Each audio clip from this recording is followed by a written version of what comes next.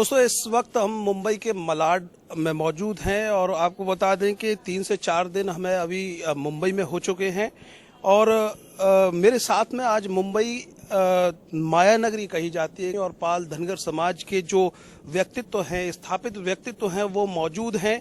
उनसे जानेंगे जो समाज में कुरीतियां जो व्याप्त हैं वो कैसे खत्म की जा सकती हैं, जो दिखाई देती हैं लेकिन जो एक जहर की तरह है समाज में, वो कैसे उनको खत्म किया जा सकता है। और आपको बता दें कि मेरे साथ में इस समय हीरालाल पाल जी मौजूद हैं, जिबोध पाल जी मौजूद हैं, सुशील पाल जी हैं, राजू पाल जी हैं और राम कुमार पाल जी हैं।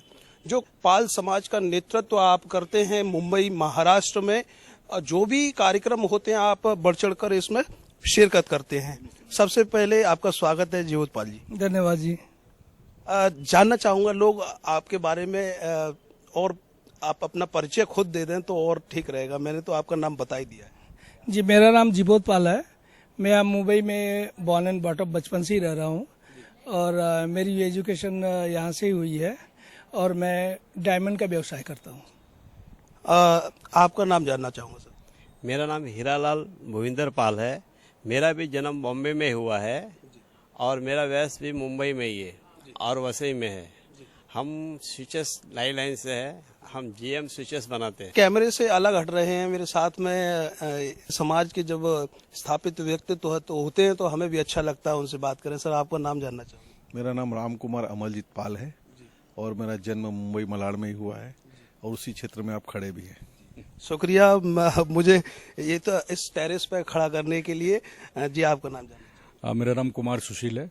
मेरा जन्म यहाँ ताड़देव में ही हुआ है। मूलतः मैं जौनपुर का रहने वाला हूँ, उत्तर प्रदेश का। क्या बात है, उत्तर प्रदेश से ही हमें और खुशी हुई। ये मुझे लगता है सभी लोग तो नहीं, ज्यादातर लोग उत्तर प्रदेश से ही हैं।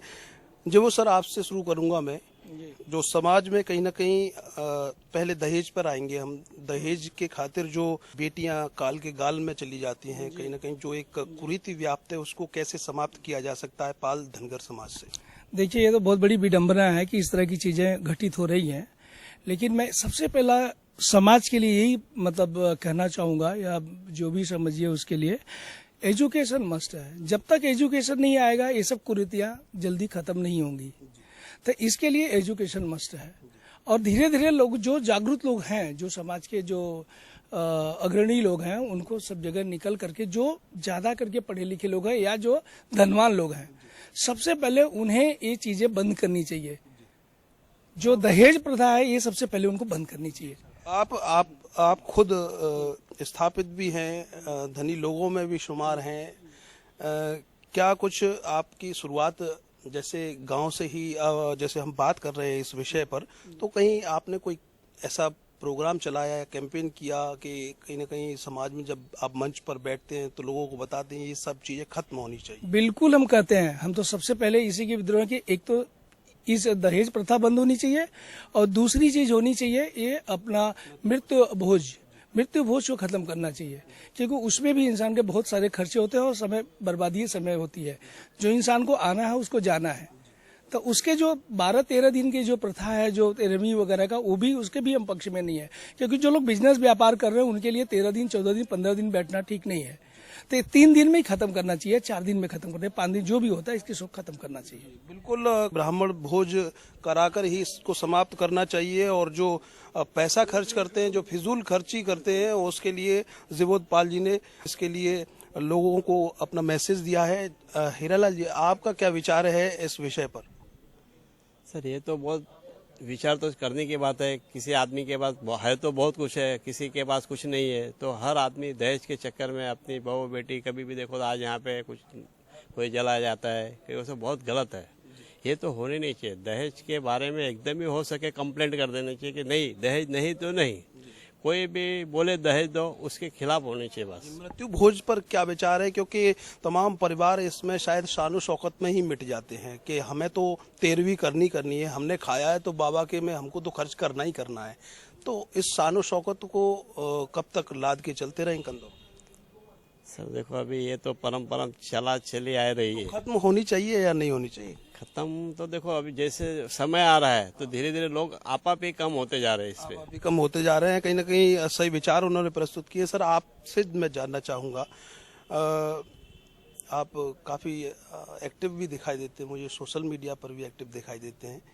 क्या कहना चाहेंगे इस पर, क्या विचार है, खास करके मृत्यु भोज के बारे में आपसे जानना चाहेंगे। मृत्यु भोज में तो ऐसा है कि जो शादियों में गिफ्ट देते हैं, नो गिफ्ट लिखते हैं, तो मैं कहूँ मृत्यु भोज में गिफ्ट देना चाहिए, तो उसको सहारा हो जाएगा किसी भी तरह से। अगर लोगों को लिफाफे मिलेंगे मृत्यु भोज के टाइम, मृत्यु भोज तो होना नहीं चाहिए, उनकी समय पे जो मिलने जाए तो एक लिफाफा थमा दे, जैसे शादी में थमाता है जबरदस्ती, तो उसको एक सहयोग हो जाएगा, काफी अच्छा सहयोग हो जाएगा। सहयोग करना चाहिए। और भाई नोट से सहयोग। जी जी जी। अभी अभी पाल साहब, आप तो सृजन करते हैं, नई चीजें विचार में आती हैं, क्या आप समाज के बीच में जा जाकर आप हिस्सेदारी भी रखते हैं, राजनीतिक हिस्सेदारी भी रखते हैं, क्या विचार रखते हैं मृत्यु भोज और खास करके दहेज प्रथा पर? करतार भाई, पहले तो मैं आपको धन्यवाद बोलूंगा कि आप आगरा से इस नगरी में आके, मैं आपकी जानकारी के लिए और आपके दर्शकों की जानकारी के लिए बता दूं कि ये ब्रह्मा, विष्णु और महेश है इस समाज के। मैं चाहूंगा कि आप इनको जरूर दिखाएं। इस समाज को क्रिएट करने वाले ये तीनों लोग हैं इस माया नगरी में, ब्रह्मा, विष्णु, महेश हैं। आज इनके मुख से जो विचार निकले हैं, मैं समझता हूं ये ब्रह्मा, विष्णु और महेश, ये त्रिमूर्ति के विचार है। पूरे समाज ने, मैं कहूंगा सर्व समाज ने इसको मानना चाहिए। मैं आपको बताऊं, इस त्रिमूर्ति ने कई कीर्तिमान भी स्थापित किए, शायद ये खुद से नहीं बता रहे। मैं जानता हूं कि राम भाई की 2 शादियों को मैंने देखा है, भैया के घर में देखा हूं, मेरे अपने रिश्तेदार हैं सब, या भैया भी कर रहे। गरीब की बेटी को अपने घर लाकर ब्याहने की जो अपनी पुरानी परंपरा थी, जिसको हमारे पूर्वांचल में पाव पूजी बोलते थे, इन लोगों ने उसकी शुरुआत की है। मैंने देखा है पीछे 2 साल पहले भैया के यहाँ कि वहां से लाकर बहू अपनी बन रही है, उसको अपने घर लाके ब्याहने का जो काम किया है, मैं समझता हूं इन चीजों को आपके माध्यम से अगर लोगों तक पहुंचे तो बड़ा सकारात्मक कदम होगा। दूसरा आपका सवाल था मृत्यु भोज पर। मुझे अभी राजस्थान जाने का मौका मिला पिछले चुनाव के दरमियान।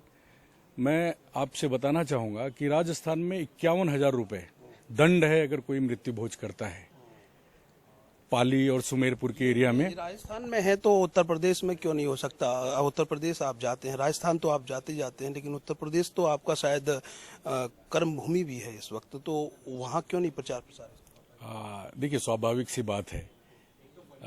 मैं आज जिनके लिए काम कर रहा हूँ, मैं समझता हूँ ये एक सामाजिक काम है। समाज में मेरी हिस्सेदारी है, लेकिन इस त्रिमूर्ति की हिस्सेदारी ज्यादा है। इस चीज को उन्हें बढ़ाना चाहिए। त्रिमूर्ति की बिल्कुल त्रिमूर्ति की हिस्सेदारी है। और आपको बता दें कि ब्रह्मा, विष्णु, महेश, सुशील जी ने कहा है, और ब्रह्मा, विष्णु, महेश हैं, तो फिर लक्ष्मी जी भी यहाँ मौजूद ही हैं हमारे साथ में। उनसे भी मैं जान लेता हूँ क्या विचार है आपका दहेज के लिए, खास करके दहेज में जो जकड़ में जो आ जाती हैं बेटियां, या फिर उनसे जो एक अपेक्षाएं की जाती हैं लड़के वालों के परिवार की ओर से, तो वो कितना घातक सिद्ध होता है लड़की वालों को? बहुत घातक सिद्ध होता है। दहेज प्रथा एकदम से हटाना चाहिए, ना लेना ना देना, दोनों के ना देना। बड़ा संक्षेप में आपने बताया। अच्छा, अब मृत्यु भोज के बारे में क्या विचार है? जो 13वीं करते हैं ना, 13वीं का तो सही बोलो तो इस बहिष्कार होना चाहिए, मानते हैं? बहिष्कार होना चाहिए, लेकिन ये परंपरा चली आई, वो भी जरूरी को छोटा कर सकते हैं, परंपरा को संक्षेप में कर सकते हैं, खर्चा नहीं कर सकते। विधि है, वो विधि तो होनी चाहिए, जो पूर्वज लोग ने बनाए वो होना चाहिए। उसके हाँ, पूर्वज ने पहले से बना के रखे, वो प्रथम तो रहना चाहिए। नहीं, अपन नहीं करेंगे तो अपने बच्चे नहीं करेंगे। आगे जानकारी के लिए सब होना चाहिए।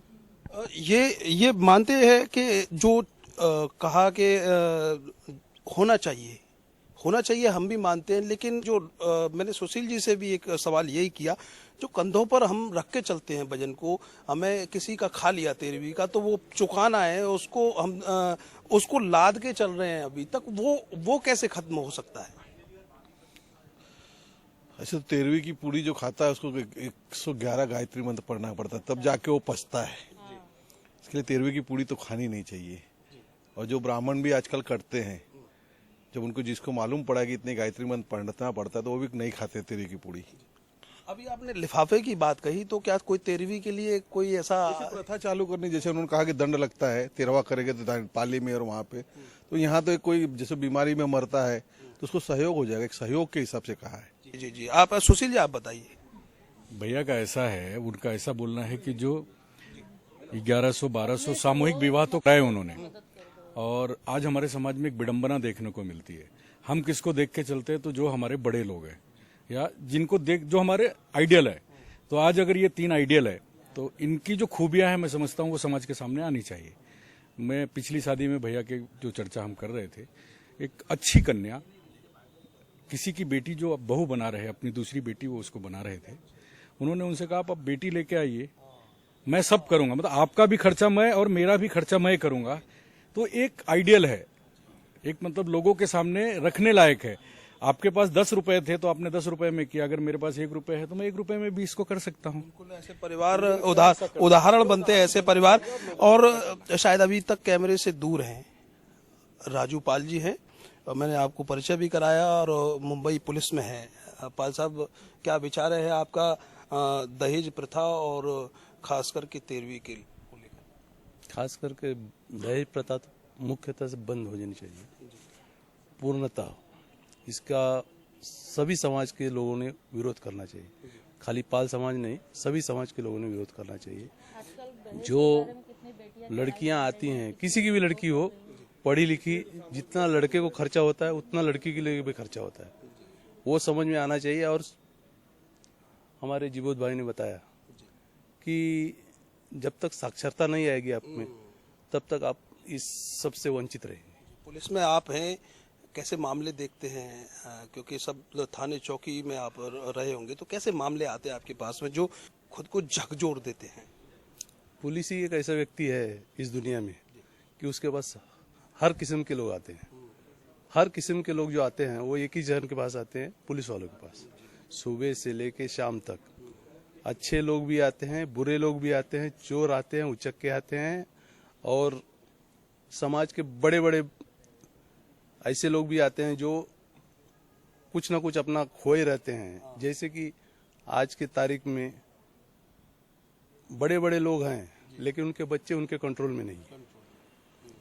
ऐसे भी बहुत सारे किस्से आते हैं। चलिए, आपसे जानना चाहूँ, जो बेटियां बेटे अपने माँ बाप की बातों से आजकल जो दूर हट के इंटरकास्ट मैरिज करते हैं, उनके बारे में क्या विचार है? अब देखिए, इस चीज को तो एक होता है कि मुंबई के अंदर जैसे बड़े बड़े जो महानगर्स हैं, यहाँ पे थोड़ी समस्याएं हो रही हैं, और ये काफी आगे बढ़ गई। यदि बच्चा एजुकेशन कर रहा है, आउट ऑफ इंडिया जाके पढ़ रहा है, अमेरिका जा रहा है, रसिया जा रहा है, तो वहाँ का देखिए वहाँ के कल्चर के हिसाब से वो इस तरह की हरकतें कर रहे हैं। मल्टी सिटीज में ये जायज है? मल्टी सिटीज में ये अगर हमें एक्सेप्ट करना पड़ेगा, आप ये कह रहे हैं? अभी ये है मजबूरी। देखो, मजबूरी में इंसान, माँ बाप परेशान हो जाते हैं, लाचार हो जाते हैं, तो उनको एक्सेप्ट करना पड़ता है। बाकी तो कोई नहीं चाहता कि भाई हम समाज से हटके जाएं, लेकिन कुछ मजबूरी भी होती है इंसान की, वो परेशान। संस्कार भी तो कहीं ना कहीं, संस्कार देखो हर जगह काम नहीं, संस्कार है। आजकल के जो एजुकेशन है, जो स्कूलों में जो पढ़ाया जा रहा है, कॉलेज में जाके वहाँ किस तरह के संस्कार दिए जा रहे हैं, बच्चे किस तरह से आते हैं, किस तरह से जाते हैं, तो बच्चे देखा, आप कितना भी संस्कार दे लीजिए घर के अंदर, जब तक बच्चों के अंदर अपने खुद से नहीं आएगा वो कुछ नहीं कर सकेंगे। विषय से अलग हटके बात कर रहे हैं थोड़ा सा। सुशील जी, आपसे सवाल लूंगा, क्योंकि डिजिटल दौर है, बेटे बेटियों के हाथ में मोबाइल दिखाई देते हैं, सुबह से और शाम तक मोबाइल दिखाई देते हैं। कैसा कल्चर पैदा कर रहे हैं ये मोबाइल्स? देखिए, हर सिक्के के 2 पहलू होते हैं। आप अच्छा पहलू देखें या बुरा पहलू देखें। तो आज डिजिटल युग में, ये डिजिटल युग की देन है कि करतार सिंह बम्बई में है, या मैं आपको पहचान रहा हूँ। आज अगर ये डिजिटल नहीं होता तो शायद मैं आप तक नहीं पहुंच पाता। एक सकारात्मक पहलू है, और हर चीज के सकारात्मक और नकारात्मक हैं, लेकिन आपको समय के साथ चलना चाहिए। आज समय किस तरफ जा रहा है, मैं ऐसा मानता हूं कि आपका जो लेवल है, मतलब लेवल ऑफ थॉट, वो सिंक होना चाहिए, तब हम सक्सेस को पा सकते हैं। इसलिए मैं समझता हूं कि अब लड़का डॉक्टर है और सेम प्रोफेशन की अगर उसका लिंक हो रहा है, मतलब उनका विजुअल मैच हो रहा है, उनको एक्सेप्ट करना चाहिए। और ये आज हम संविधान से बंधे हुए लोग हैं, कल्चर है एक तरफ, कल्चर को राजनीतिक व्यक्ति हैं तो ये तो एक्सेप्ट करेंगे पक्का, संस्कारों पे भी जा रहे हैं, एक्सेप्ट भी कर रहे हैं समाज को।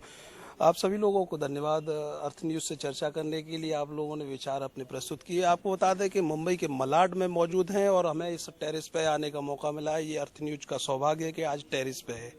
उम्मीद यही करते हैं कि जिस तरीके से पाल धनगर समाज के जो स्थापित व्यक्तित्व हैं, उन्होंने जो दहेज प्रथा पर और जो 13वीं जो फालतू खर्च होता है उस पर अपने एक सकारात्मक पहलू, अपने विचार प्रस्तुत किए, लोग इसको पॉजिटिव और सकारात्मक रूप में ही लेंगे।